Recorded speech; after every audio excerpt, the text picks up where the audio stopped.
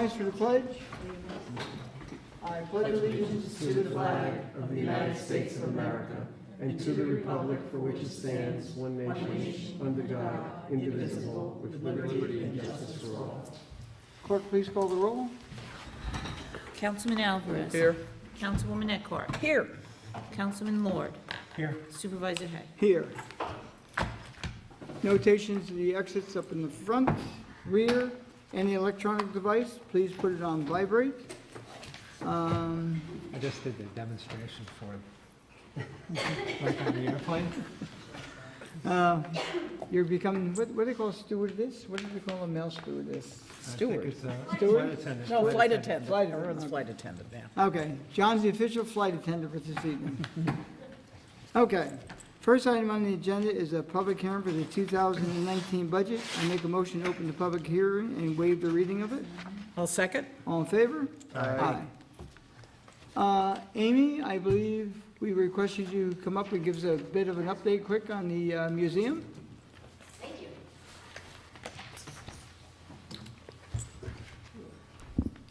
Hello. I'm Amy Campanero, the director of the Southeast Museum in Brewster, of course, Main Street. I think I need a step stool or something. I've been so short in all my life, all right? We raised that a little bit. Did you too, so I raise can put- that? Yeah, I I have did. wheels on it, There's so I just don't have to carry it. a trap door underneath me, Yeah. that's why it's lower, so I go down. So thank you for inviting me to speak this evening. I'm here to talk a little bit about the museum, what we do, and our 2018 season. So as many of you know, the museum's been around for 55 years. We started in 1963. Part of Putnam County's 150th anniversary in 1962. We had a temporary museum on Main Street, and according to the Brewster Standard, which likes to exaggerate, there was 9,000 people that came in 3 months to the storefront museum, and William Quinn and a bunch of people from the Brewster Chamber of Commerce decided that we needed to have a full-time museum. So in 1963, they started as a full-time museum, and we received our permanent temporary charter in 1963 and permanent in 1966 from the New York State Education Department. So Slow every down year, a little bit. okay. Well, I teach, and if I don't speak fast when I teach, I forget about like Yeah, the but I'm the proclamation of poor student going, so 1763. you gotta go slow. All right. Okay. So, 1966, we get our permanent charter. We do a report every year from the New York State Education Department. So every year we send them how many objects we accessioned, what we deaccessioned, which means how we get rid of something. If we take something into our collection, it's like the Dewey Decimal System. We give it a special number, and then we have to take care of it forever, unless somehow it gets damaged or it doesn't pertain to our mission anymore. If we get rid of it, we have to tell New York State why we got rid of it, how we got rid of it, et cetera. So there's a lot of oversight from New York State about the artifacts that we have. We have about 8,000 artifacts to about 9,000, depends on how you count them. Sometimes we have suits, and if it was a three-piece suit, sometimes one of our curators named it as a three-piece suit. Somebody said it was a one-piece suit, and it was just one piece. So there's a little difference in that, but some items that we have at the museum, which everyone's always interested in, is we have a 130-year-old cucumber, which I don't think I need to go into more detail than that. It's bizarre. I've seen it. Lynn has seen it. That we took 1963, so it's something that I was not around to say, no, let's not take this. We have Henry Wells's uniform, his Spanish-American uniform. We have his father's Civil War uniform and Civil War sword and Civil War diary. He was stationed down in the South after the Civil War during Reconstruction, so we have that. We have toothbrushes from the early 1800s. We have any type of Americana material culture that there is. Spinning wheels, cannonballs. It's a very diverse, bizarre collection that we have. So everything we take in, like I said, we have to take care of forever. So that's a lot of cost in it, putting everything in an archival box and making sure that it's there forever. So the museum's mission is to take in and to preserve and to take care of the history of the town of Southeast and surrounding areas. So our focus is the town of Southeast and, of course, the village of Brewster. So once we take something in, we have to put it in an archival box, put it in climate control, et cetera, et cetera. And due to some of the things that we got in now in 2018 season was a World War II uniform that we received. We also received documents from 1763 to 1945, different documents. And yeah, I mean, you have to think 1763 was when the French and Indian War ended. It's when the proclamation of 1763 that no one can go over the Appalachian Mountains, the colonists. So we have things that when the town of Southeast was under the British rule.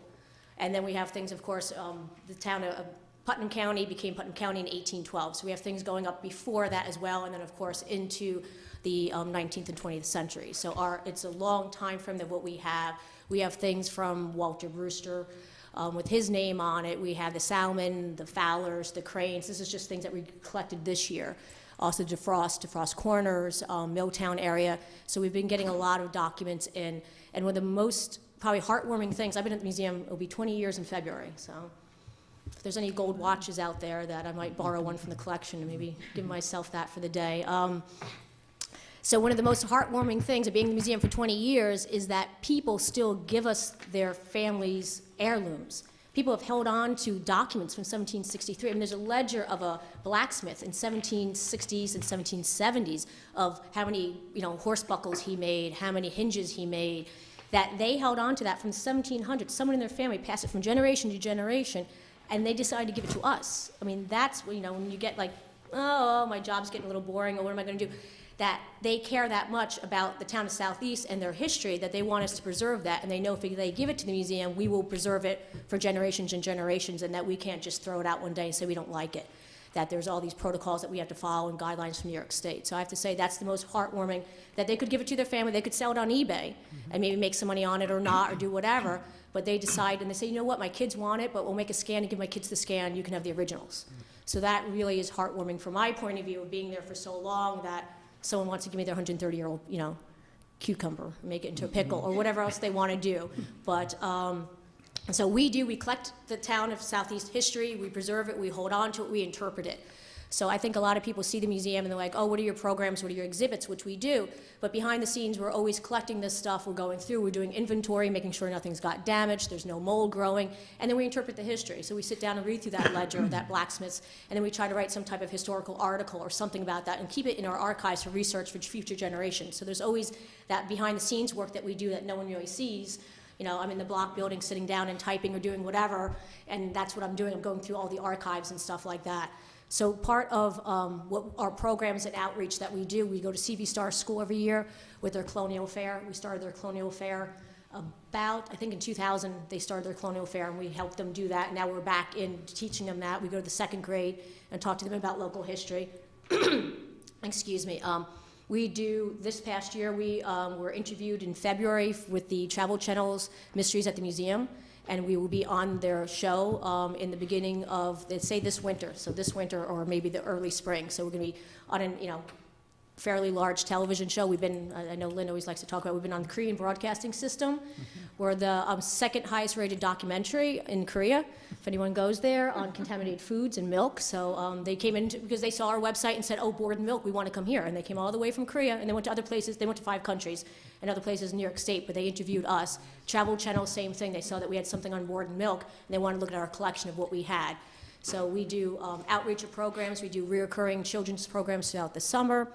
We do a lot of STEM science and technology and mathematics, tying history and science together, talking about the Tilly Foster iron mine, magnetic properties, the reservoir system, clean water, and stuff like that. So we really try to do more niche programming than arts and crafts. So we've been doing that. We also do a lot of programs with the Brewster Library. We do history exchange. We do for children. We've done colonial kids, and this year we did kind of industrial kids and history rocks, different programs with them. And I do the historical component based on the age group, and they do the arts and crafts program that. So we kind of split it off that way.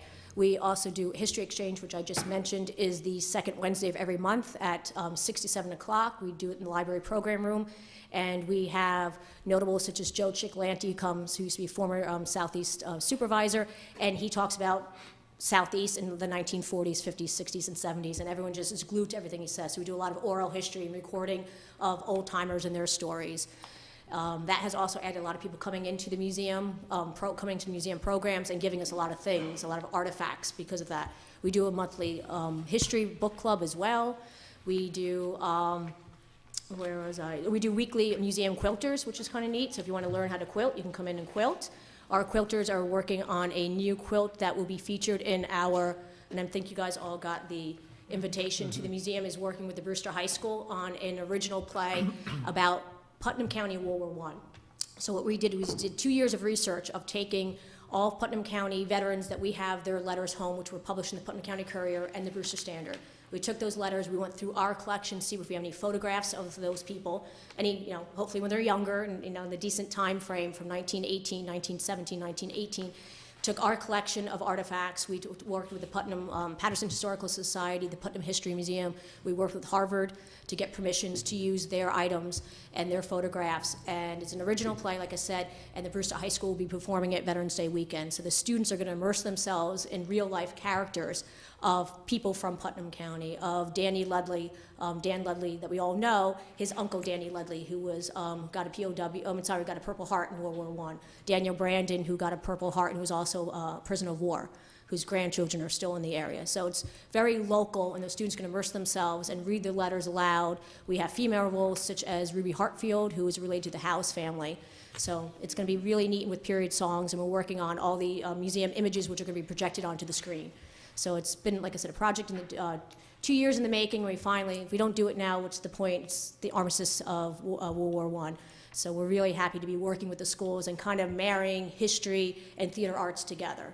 So we're very happy about that. And the museum quilters have made a quilt as a prop for that, and then they're going to raffle that off and sell it, and the proceeds will help the museum offset our expenses that have to do with the play.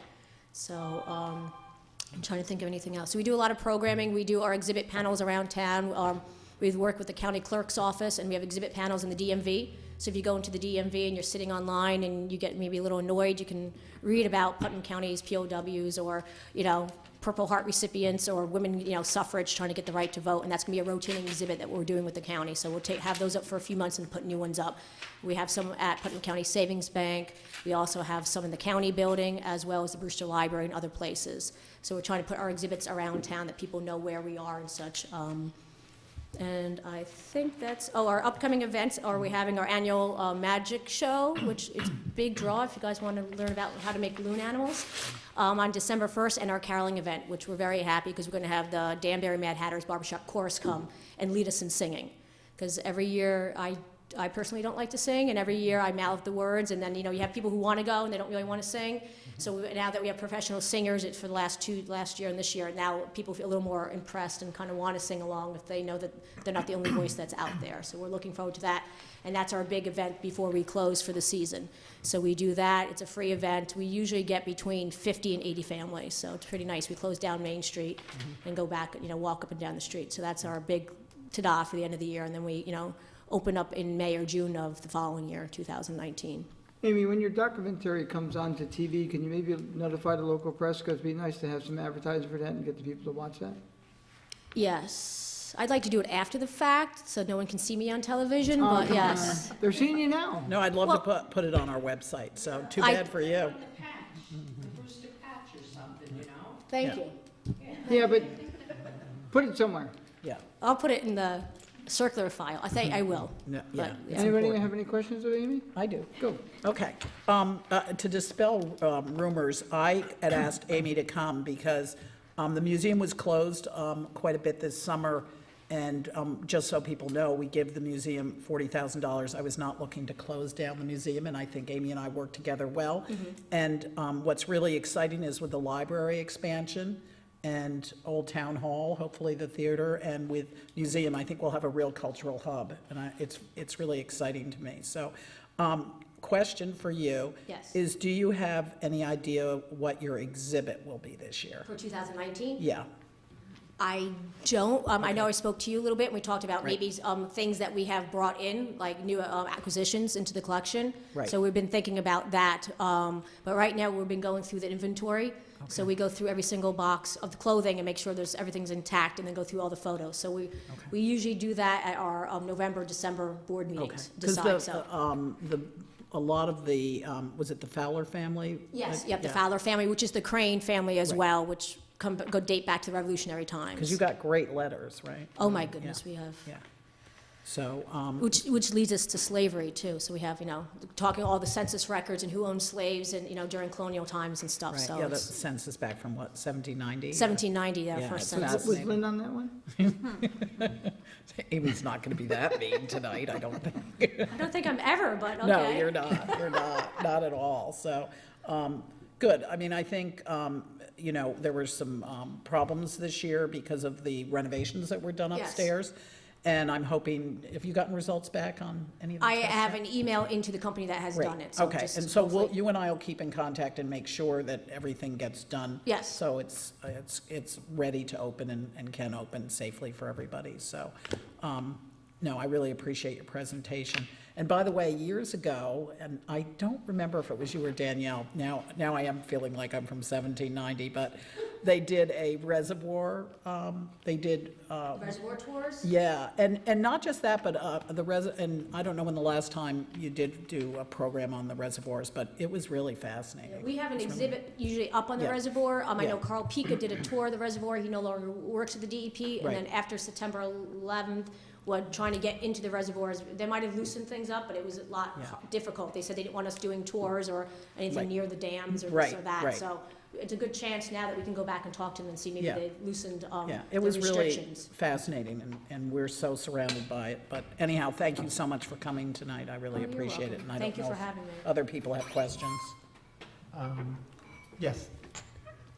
The artifacts, are they all kept on site at the museum itself, or are they in storage in other Most locations? of them are in storage in the block building, in the Gold Lot parking lot. So Okay. right across, which is nice that we can walk right across there, and it's climate control there. Everything is put into an acid-free box. If it's clothing, if it's wool, we put silk wrappings around it. And if you fold the jacket can't, the sleeve can't touch the rest of the jacket. You have to put cloth in between that. So every year, we opened up every single lid, make sure the clothing, there's nothing growing on it, because you never know if it gets it's been very humid summer. So even if there's a little moisture in there, and mold likes to grow on a lot of the men's clothing, since it's mostly wool, women are silk and cotton, it doesn't grow as much. So we just go through that, but yeah, all of our artifacts are in there. We have a few in the museum, not that much, some of the larger furniture, and then we do rent a building at 10 Marvin Avenue, which is right behind the museum, where we have our larger farm implements that can handle being out in a little more rugged, position and things like that. And lots of, we just have draws of planes and, different angles and miter boxes and things like that, but they can handle, hay rakes and stuff like that. But most of it is in the block building, all of our textiles and documents and maps and things like that. Cool. Thanks. Yeah. So, and thank you. I think the lines of communication are so much better between Old Town Hall and you guys and the museum, and I think that's really helpful too, because I hope when it's done, it'll be fantastic for everyone, So I think so, eventually. too. It will. That's right. Good. Nothing in my end, I'm No? down there too much, I think. Yeah. That's because you like it. I know. So, All right, thank you. Okay, Thanks, Amy. thank you. thanks, Amy. Okay, anyone else on the budget?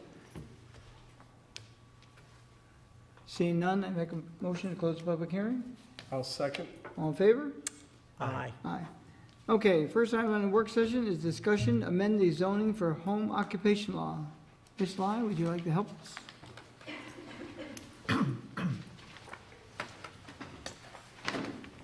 And we're all gonna be looking at the draft dated October 25, 2018. It's highlighted in red. And before Ashley starts, and she can barely, it's like the worst idea ever. Can I just say on the budget, Tony, that I wanted to thank Ron Hund, because he was great to work with. Good. And you have been great too, so thank you. I'll get that to you. Yeah, hi Ashley. Jeez. It's like worst. Where is Okay. she? Yeah, exactly. Need Have a stills. seat, Mike. Oh my Yeah, the God. mics works. Yeah, So, okay. We'll ignore that, the rest of it. so what you have before you is a draft local law regarding home occupations. We've had a number of applicants over the last few years that have come in for various types of home occupations that didn't completely fit within the zoning as it stands today.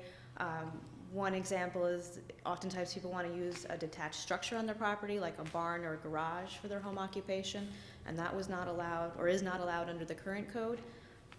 There's also different types of uses, and uses have evolved over the years. The what? I said uses have evolved over the years of what would be an Evolve, appropriate okay. home occupation. The current code is pretty much stuck in the 1950s or 60s with the types of uses that it allowed, such as millinery and home cooking. So the idea here is to make the code a little bit more flexible with the types of uses that would not be disruptive to neighbors. So allowing more home-based office type uses, uses like an internet-based business where you're not having lots of customers coming to the property, but you may be running online sales or consulting, that sort of thing. So there is a change to the draft that you just received. and- Now, outbuildings are in now? Excuse me? Outbuildings are in? Outbuildings would be allowed, but there's a cap on the floor area that could be Right. used. Okay. The key here is that a home occupation shall be clearly accessory to the principal residential use of the dwelling and shall not change the character thereof. Okay. So one of the changes in this draft that I just passed out, and this is based on a conversation we had at our staff meeting this morning, is the definition of what a doctor was and whether that was going to capture things like a physical therapist or a speech pathologist, which are types of uses that have come forward recently. So this current draft changes it to an office of a professional person licensed to practice under the education law of the state of New York. So that's a much broader category, and on the back of that sheet is a list of all of the professions that are licensed by the state of New York. And you will notice on that list that there are a couple things that wouldn't be appropriate for a home Right. occupation.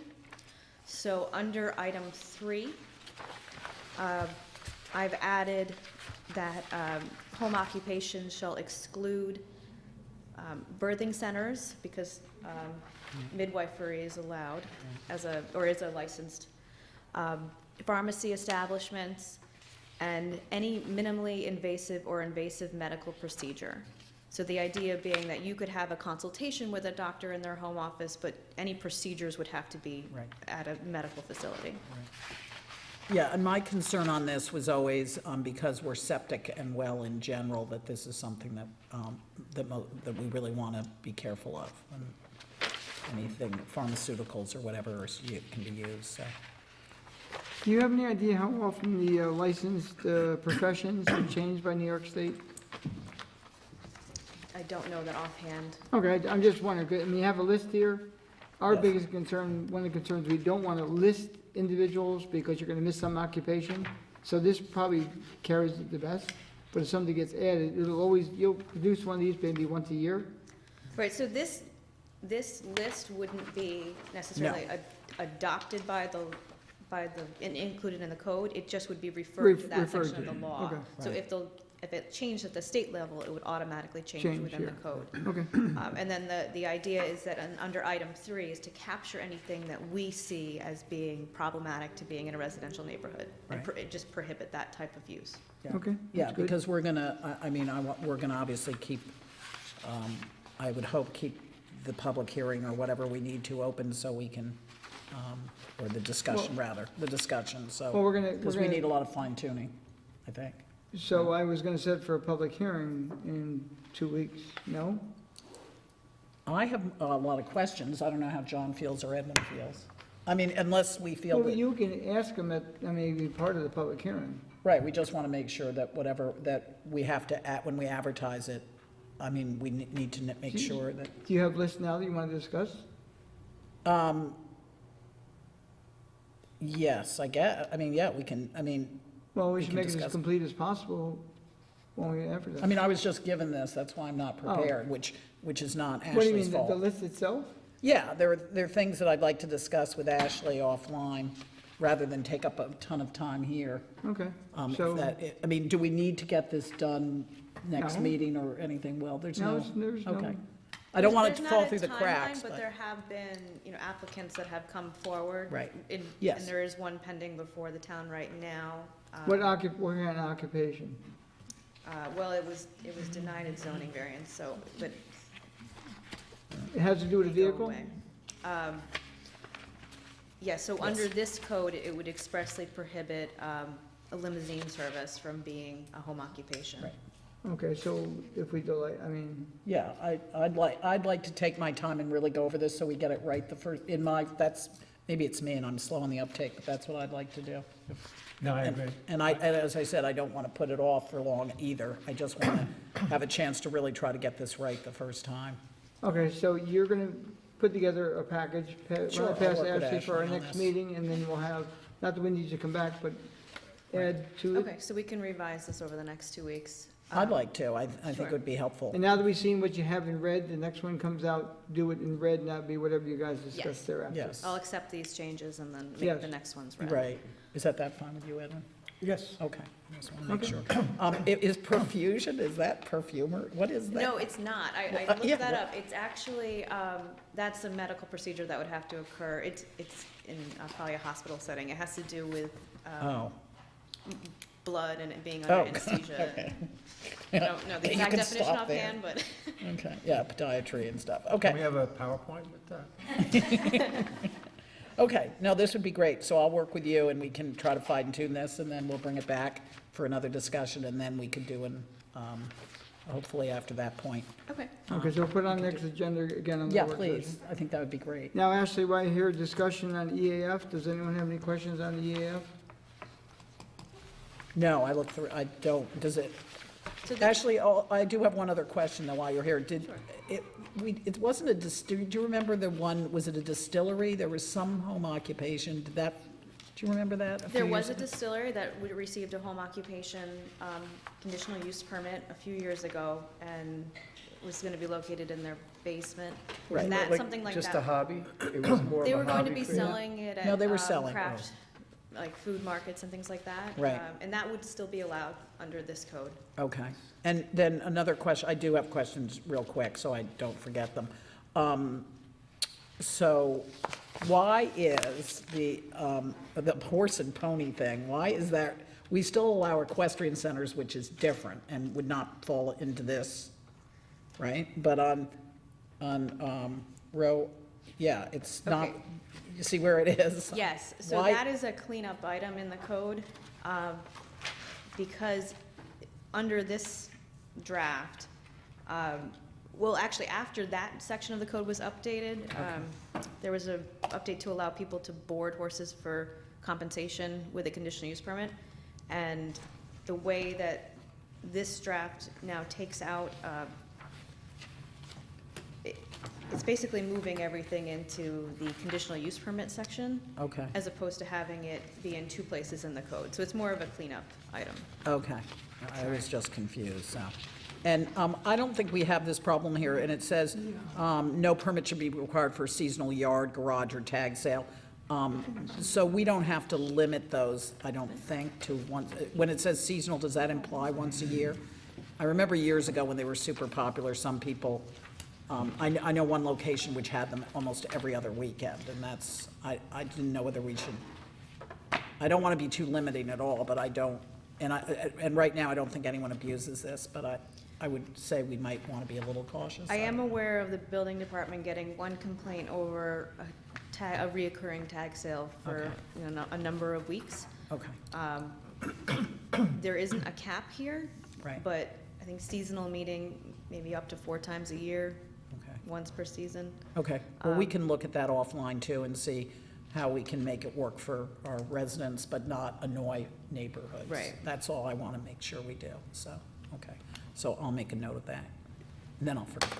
And then it also, you know, any sale of your property on eBay that's, you know, you're not having a lot of people coming to the house, that kind of thing would be totally allowed. Right, oh, yeah, yeah, I don't want to infringe on anything like that, but, okay. Is that limited to so many trips a day, or?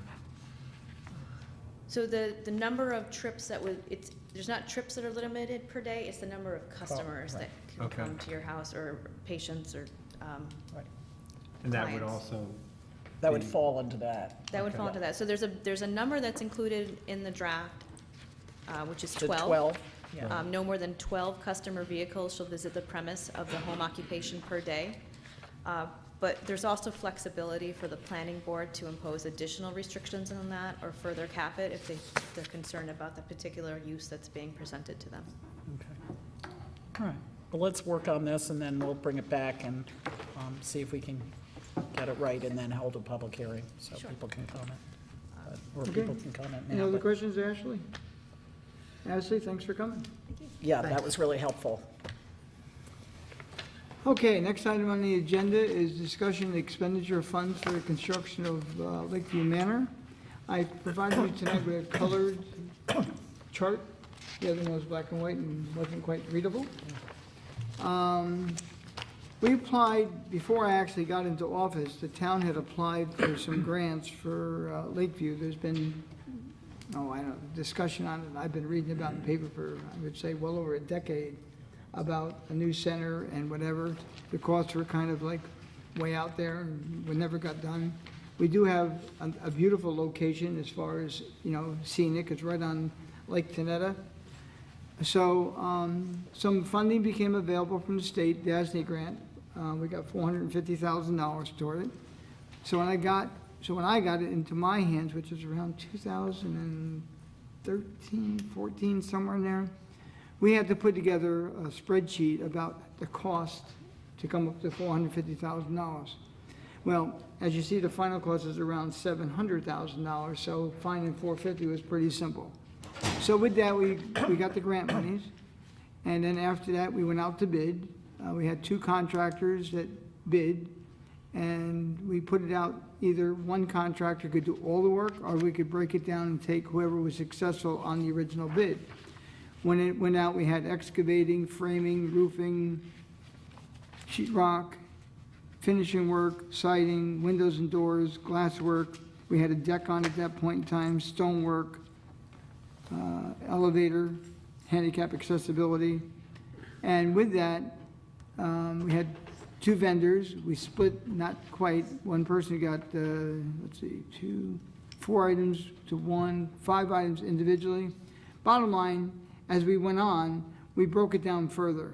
The one person who only got 4 of the items chose not to bid. He didn't feel it was worthwhile to come up here into Putnam. He was out of Westchester County, and said for the 4 items, his total work was about $60,000. He chose not to take it, so basically reverted back to the only contractor. But then what happened with the only contractor?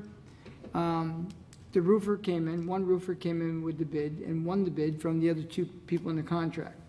Unfortunately, he misread the bid quote, and even though he was the lowest price, it wasn't, a bona fide lowest price. So then we put it out to bid again, and the original low bidder was no longer the low bidder, and we had another bidder and came in. So the bottom line to the whole thing is, it did run up. So in the end, what you see on the first page is basically everything that went out in the original bid. What you see on the second page is all the additional work that was done, which was not accounted for in the initial one, because again, the first time we went out for a price on this, we went out just for certain items. So on this one here now, it includes all the plumbing. Now, in the building, the women's room used to have 2 toilets and a sink, was not handicap accessible. The new building has 4 toilets, 2 sinks, and it's handicap accessibility. In the men's room, they had a urinal and a toilet.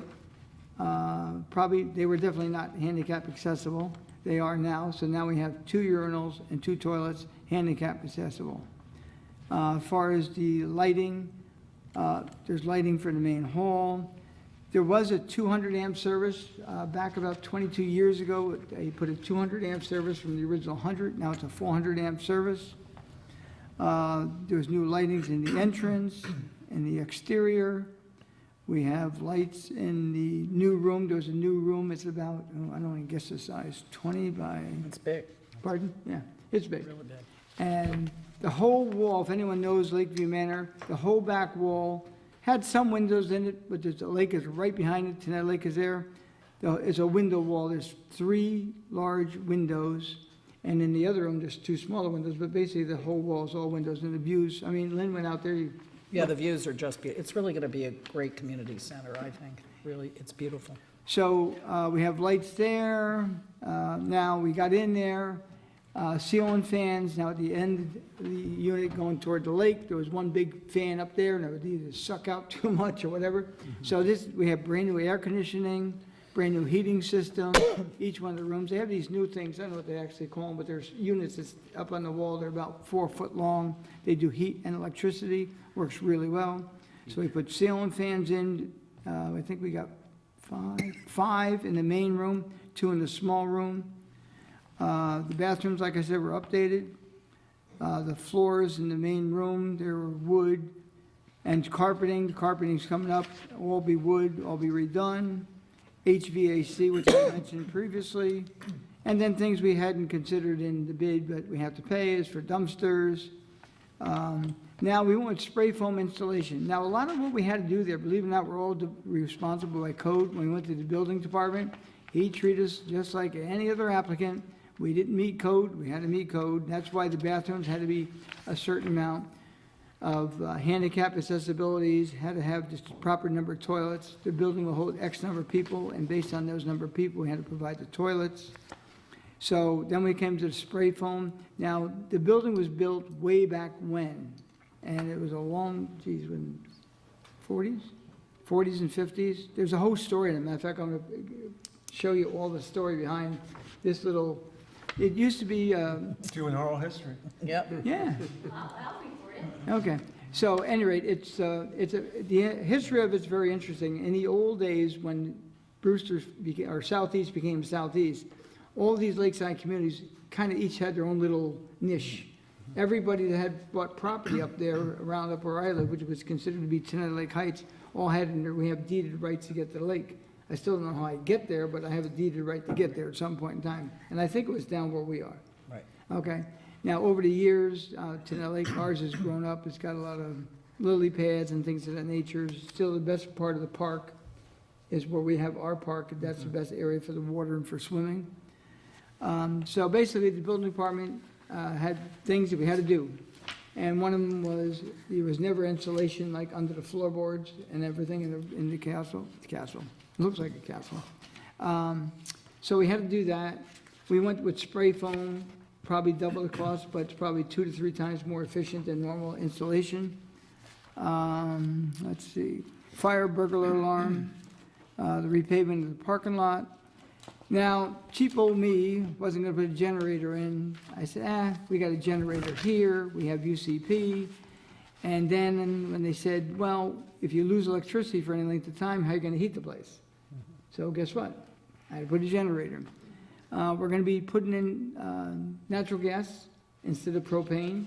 There's a line right outside, so we've ordered that. The generator, believe it or not, if you get natural gas, is about $3,000 cheaper.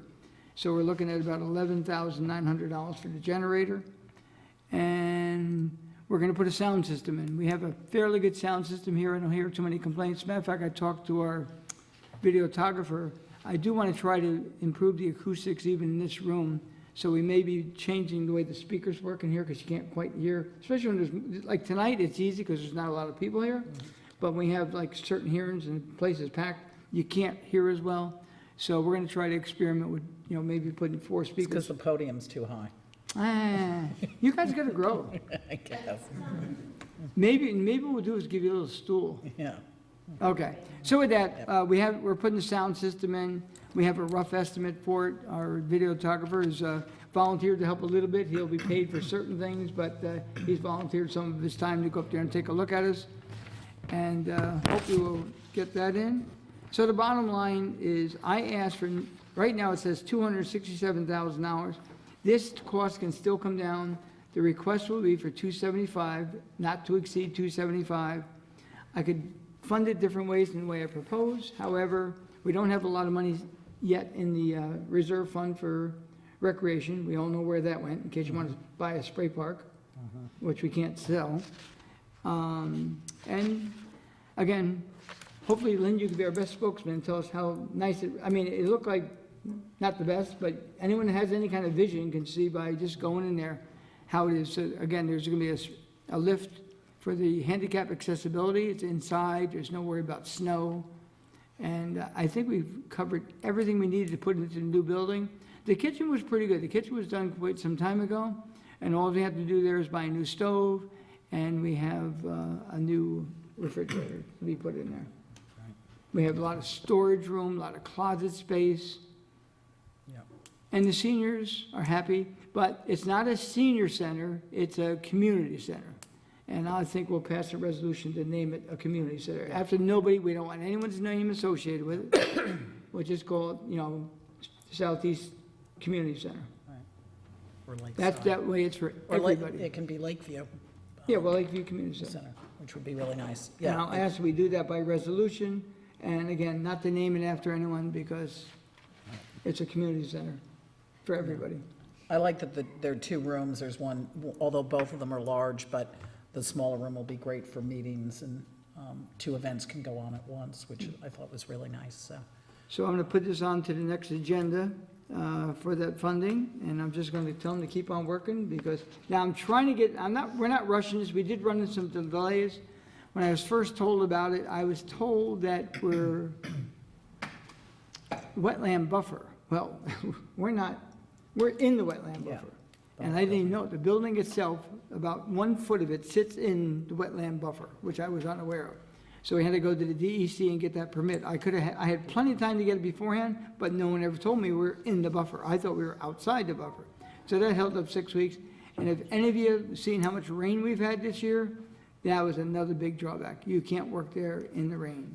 It's just muddy as all heck. So that delayed it a bunch. So I'm keeping the seniors continue to ask me, when are we going back? When are we going back? Well, I'm trying to be as honest as I can with them. I don't know. So I'm trying to commit to Christmas, but again, we may miss it, at least the Christmas party, not Christmas Day. So that's the goal. In the meantime, UCP has offered us space, which we've been using. The Sheet Metals Worker Union, is that what it's called? Yeah, The Sheet Metal Worker Union building. We've been paying to put people there. Someone else has donated space to one of the other programs for the town. So everyone's working with us to kind of patchwork us until we get it done. And to the seniors, I take full responsibility for the delay, but you just don't know how this stuff works. and Tony, the 275,000 is not raising taxes, it's coming out of. We're you should going explain to, right now, this. we'll take it out of our surplus. Right, There will be a surplus rolled over into this year, but it's not to exceed 275. I could use some of the reserves we currently have. I don't want to use them because there's not much there. right. And if anyone saw Scalpino Park this year, we got that done with $1,000. And we're getting a lot done Yeah. for a little bit of money, I believe. Yep. Are there other visions of what to do with the property? Do we have lake access there? Well, joking around, I mean, and the contractor and a couple other people said they would like to see us put in like a dock, okay, Right. to go and fish off and things of that nature. Again, right now, we're gonna concentrate on getting this done. Next year, we'll look into it. We have to ask the DEC, gotta ask the DEP, so to see, can we do it? Can we sink piers into the water? So, and if and when we get money. So right now, Right. yes, we really can't go too much closer to the lake than we are now, because it's actually wetlands, so we're kind of stuck. You know, when we mow the grass down there, you know, if it rains, it's just extra wet because it's right Right. next to the reservoir, not reservoir, the lake. It is. But there's really not much we really can do with it. The building itself can do a lot of things inside, though.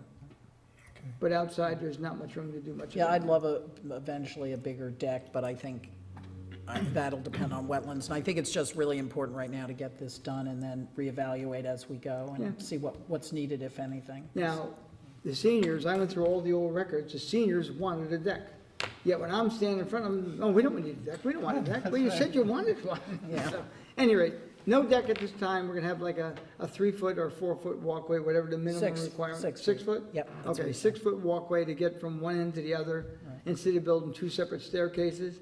Right. And at some point in time, yes, but I'm telling you, the view is so nice, if we put a It is. roof on it or enclose that deck, you're No, I gonna wouldn't do ruin that. the look of the lake. So Right. it's gonna be 6 of one, half dozen of the other. Right. Okay. Any other questions? Not from me. I'm just excited to get this done. We've talked about it for a long time, Yeah. so looking forward to the finish line. Thank you. Okay. Okay, let's move on. I make a motion to go to the regular portion of the work session. Of Make a the mo- regular meeting? Re- Did you make the motion? I'll second. Yeah, not the work session, the regular meeting. I got the regular part. Yeah, okay. All in favor? Aye. Okay, waive the reading of the correspondence. Approval of the voucher list. Oh, no, you know what? I wrote it down. I left it, so. I got it early today. It was way too early for me. Okay, the vouchers, $966,787.95. So moved. Second. Discussion. All in favor? Aye. I sent you a special thing today. Did you get it? Yeah? I did. Okay. Thank you. John had asked a question about something on the vouchers, and I sent it to him earlier today. Okay, setting of the meeting dates and public hearing. All meetings will be held at 1360 Route 22, Brewster, New York, at 7 p.m. unless otherwise noted.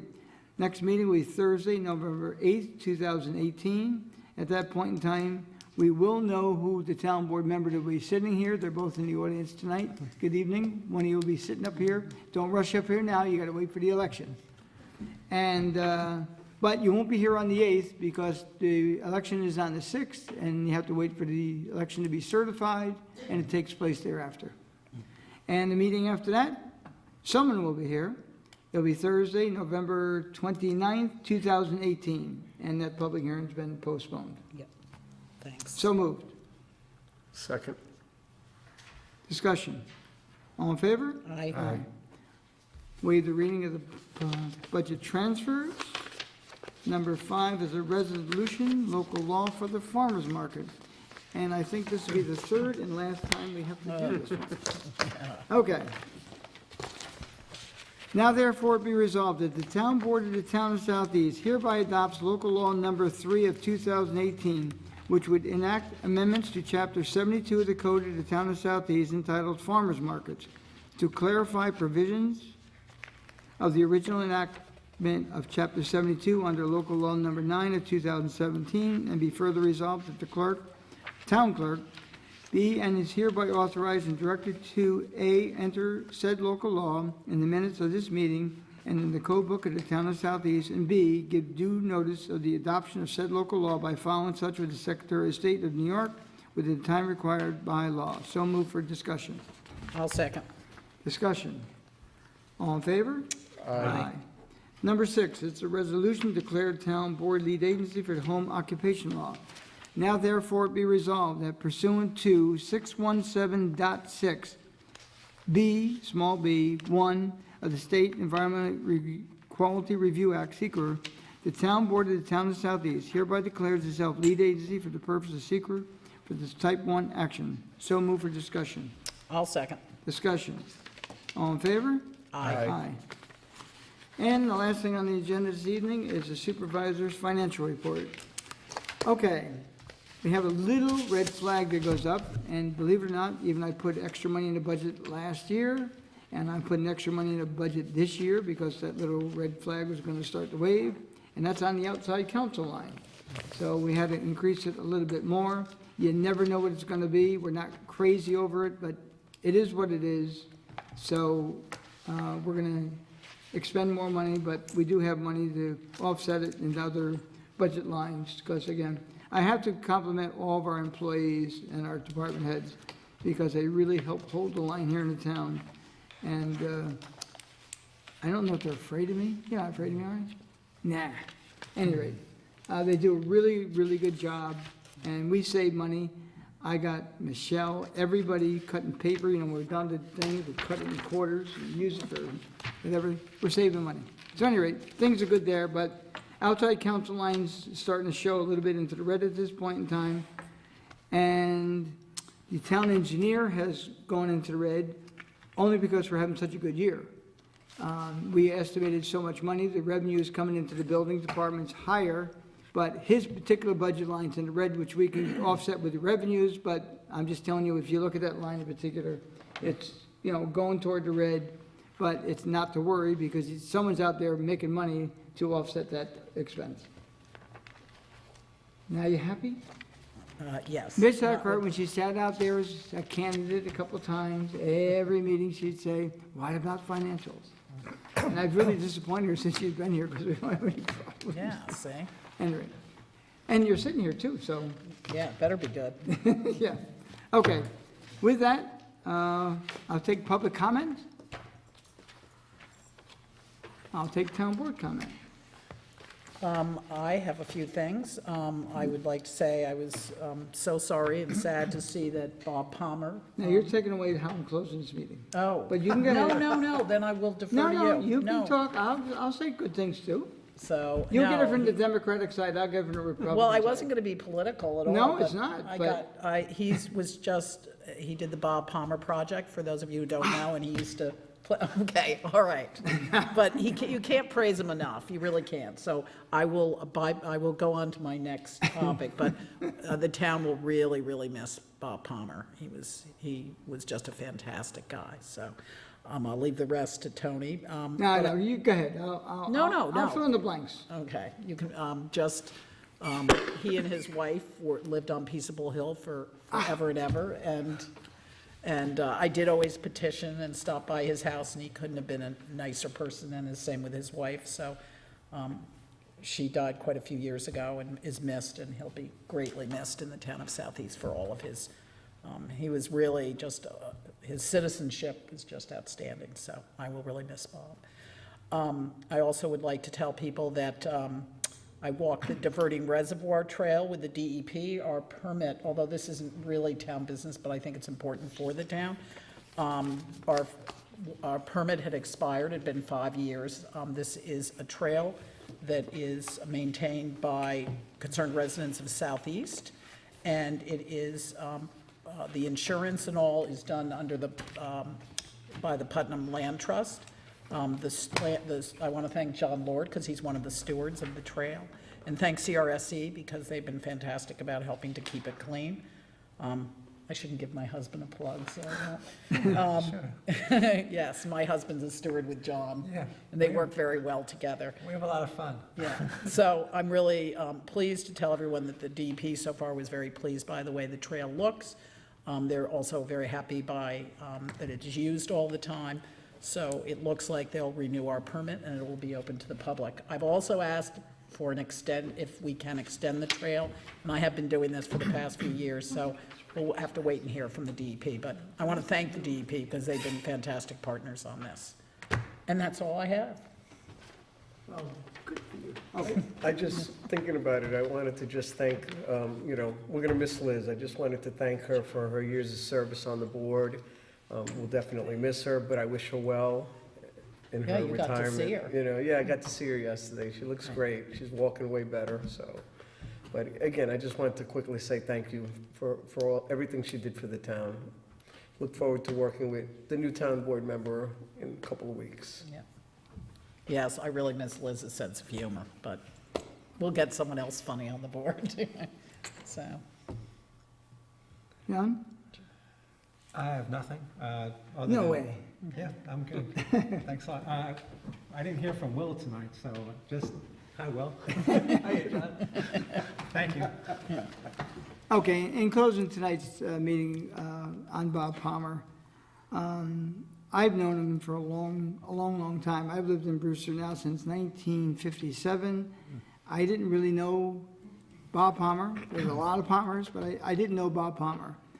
I heard of him when I became a politician. I got to hear his name even more often. And not that he was a politician, but he was very interested in the veterans. And when I ran for office as a legislator, I think it was 1992, and I went on the board in 1993. Bob Palmer, John Santarelli, Rooster Smith, Lou Gasparini. The first three were World War II vets. Lou Gasparini was a Korean War vet. At one point in time, there was a board down on Main Street. Actually, it was across from, I guess it's the Extra Mart. It used to be a Sunoco station. And it's called, what's that park? Bailey. Bailey Park it was called. And they evidently had a sign there telling all the World War II veterans that served and partial of the Korean War vets. Somehow that sign got taken down, got put aside somewhere, didn't go to Amy because we would know it had been well preserved. It got somewhere in the town somewhere and got destroyed, the names got lost, so it was real hell. So they said how much it meant. When I went out to the doors, I had a lot of people ask about that. So when I got elected, I made myself a promise, and I told those gentlemen, if I get elected, I'll get it back. So my project for 3 years, I worked on that, and Bob Palmer was my biggest helper. You know, we went to the American Legions, the VFW, but Bob Palmer was like holding my hand. Every time I needed to know a person's name, that man knew it. Now, we try to be as perfect as possible, but you go to select the service, or we call it down to Washington. The files there long ago were burnt, they whatever. So he was responsible probably for 10% of the names that I couldn't provide. He knew them by name. So he kind of helped my hand through the entire process, was very, very helpful. So those 4 gentlemen is what you have now down there. Now, after I got done, we didn't have any money, of course. Never have any money in Southeast. And, you know, I got someone to donate a piece of wood. Someone else painted it, and we put up. So what I did twice a year is I took all the names. Now, when I went with the World War I, World War II, I'm saying, well, what about the guys before that? What about the guys after that? Vietnam veterans, Korean War veterans, everyone should be included. Then the Town of Southeast book came out, The History of Town of Southeast, which we have quite a few left. How much they run? I think there's, How much would it cost? there's $75? $75. I'll tell you. No, it's 30. 30? Whatever the price is, it's worth the price of admission. It's really, really good. And then maybe in about 50 years, we'll put it on the internet for free, okay? But anyway, we do have some books still. And in there, they had quite a few names, okay? So what I have to start doing is verifying those names to be accurate. And again, Bob Palmer mentioned so-and-so. People had nicknames. He was a really instrumental in helping me get that done. So it took me 3 years to get it done. And those gentlemen appreciated it more than anyone, because that meant a lot to them, that everyone be recognized. And then, of course, from there, Bob Palmer went out to every, was it 4th of July, over the holidays, and planted a flag at every veterans. And that's how the Bob Palmer project came into effect. Not because of me now, because of what he did for years upon years and years. So he was very instrumental in making what that honor roll is. I did the legwork, he did the brain work, and it was a lot of fun. So I worked with him for 3 solid years, and we became very good friends. Once he kind of, I guess he was retired for almost the whole time I ever knew him, but had some very good conversations. He lived here for 97 years in the town of Southeast, and that's a long time. He was married to his wife for 63. Some people only have 63 days these days, but 63 years. Very good family. I knew the daughters, and a very good family, and we're saddened by his loss. So I think I covered a couple things you did not. We're joking around because that's Bob Palmer. I mean, he was a nice man, and he'd like to know he's being talked about the way he is tonight, and we had a little bit of fun with his name. So in closing tonight, in Bob Palmer's honor, we're doing that this evening. So a moment of silence, please. Okay, thank you. So on behalf of Mr. Palmer and others, I'll entertain a motion. Make a motion to close tonight's meeting. And you are a veteran as well, so he'll appreciate it more than ever. Thank you. And I'm not closing it because I'm a veteran either. Go ahead. I'll second it. Okay, all in favor? Aye. Thank you all for coming.